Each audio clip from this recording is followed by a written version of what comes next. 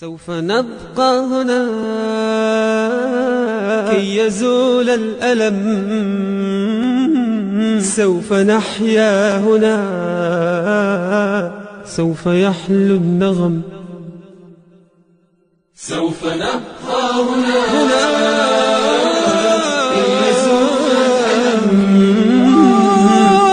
بسم الله الرحمن الرحيم. هذه إحدى الأسر الفقيرة في قطاع غزة والتي تسكن في منصاج الزينقو. واضح المد سيء جدا. جئنا مع الإخوة في فريق مجموعة الخير الكويتي حتى نقدم لهم سقيا المياه المقدمة منها بإشراف وتنفيذ جمعية مشكال التنمية والعدالة في قطاع غزة.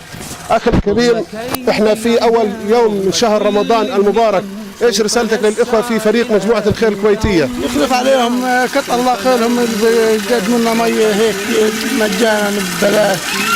يخلف عليهم كتر الله خير. حاجات القمم. فلنقم كلنا بالدواء والقلم، كلنا عطف على من يصارع السقم، ولنواصل المسير نحو غاية أهم، ونكون حقا خير أمة بين الأمم. سوف نبقى هنا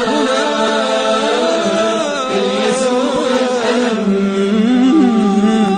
سوف نحيا هنا. بسم الله الرحمن الرحيم، والصلاة والسلام على أشرف المرسلين سيدنا محمد صلى الله عليه وسلم. اليوم الرابع من رمضان 1437 هجري. اليوم بداية السقيا بتبرع كريم من فريق مجموعة الخير الكويتي بإشراف وبواسطة الأخ عزام الشمري.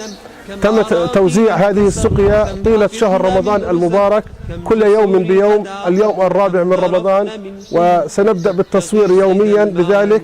ونشكر الأخ عزام الشمري ممثل فريق مجموعة الخير الكويتي على هذا الجهد الكريم، ونقول لهم بارك الله فيكم باسم جمعية مشكال التنمية والعدالة، وجزاكم الله كل خير. تستحق لا جرى، سوف نبقى هنا